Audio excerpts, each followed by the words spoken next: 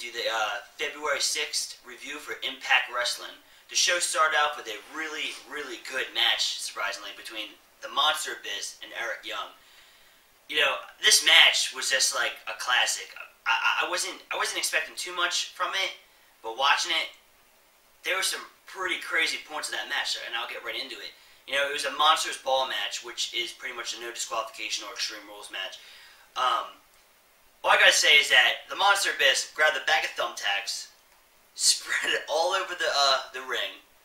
He went to put Eric Young, he went to slam him right on it. Eric Young did a rolling, like, body slam to the Abyss, and Abyss fell right on the thumbtacks. He had it all over his arms, he had him in his butt, he had him in his shoes, probably in his friggin' head. I mean, it was crazy. I haven't seen that since, like, Mankind and, like, the Hell in the Cell match with The Undertaker. Anybody who has enough gonads to let someone drop himself on thumbtacks is pretty cool in my eyes. It was a really solid match. Before the match ended, Eric Young ripped off Abyss's mask. Abyss, you know, got pretty angry and finished Eric Young with the pinfall. Abyss grabbed a piece of broken glass, like a broken mirror, off the ring and looked at himself and realized that Joseph Parks is the Monster Abyss. I really like this character a lot. I think this guy could actually probably go to the WWE and be a huge success. Joseph Park and the Abyss character is awesome. I'm a huge fan. I've been a fan of them for a while, and I'm a bigger fan of Eric Young now. I mean, that match was sick. I mean, that match alone, go back and watch. The next match I want to get into was Austin Aries. He was cutting some promo. And by the way, I love Austin Aries. I think he's another guy that can go to the WWE and be very successful. He reminds me a lot of CM Punk. So he's in the middle of talking, and then the stupid tag team champions, the Bromans, come out, and it distracts them. And then come from behind, DJ Zima smacks him in the face with the briefcase. I want to get into this. TNA, you're ripping off the WWE, okay? You had a X Division briefcase that you can cash in.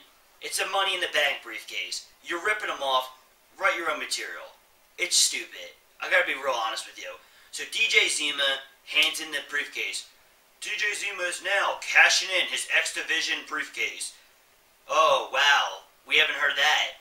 So, Zima cashes it in.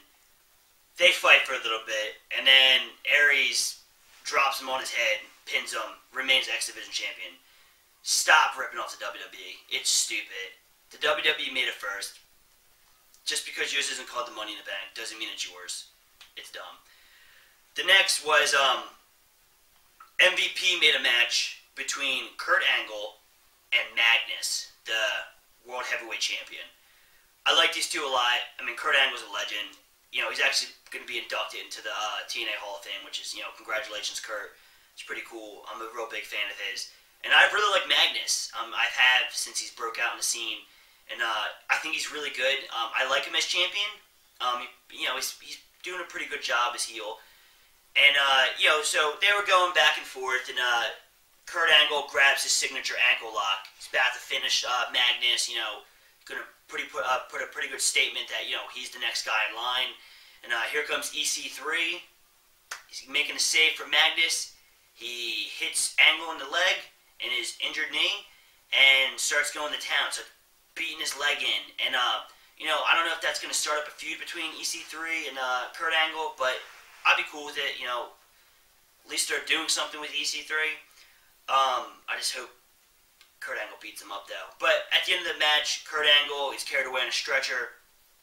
You know, obviously next week he's going to probably come back and, you know, start babbling on about how he wants a piece of EC3. I hope so. It would be kind of cool to see the match.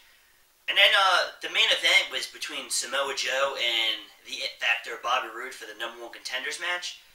Again, it was a pretty solid match, but Samoa Joe solidified himself to make sure he was the #1 contender, and he's going to face Magnus at Lockdown, and he wins the match by rear naked choke. I really like Samoa Joe. I don't think he's going to be Magnus. I think they're going to continue the rise of Magnus and let him be champ for a little while. And honestly, you know, the only guy I'd want to see champion in that division, in that organization would be Austin Aries. I think Austin Aries, like I said it earlier, he's just a really good talent. Anybody who hasn't seen him yet, check the guy out.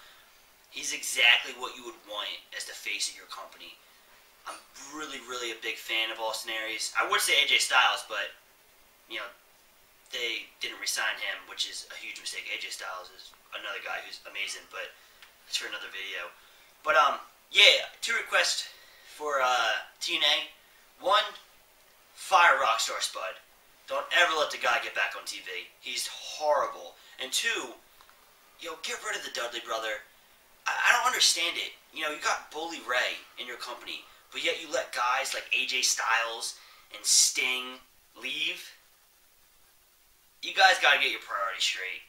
Like, no one cares about any match Bully Ray's in. Anybody who even knew who the Dudley brothers were don't even care about them.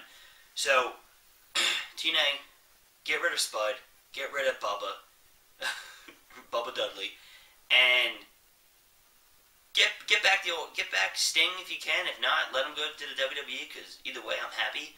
And get AJ Styles back. Let's get some real talent in the organization. You got some solid guys, but let's get some better.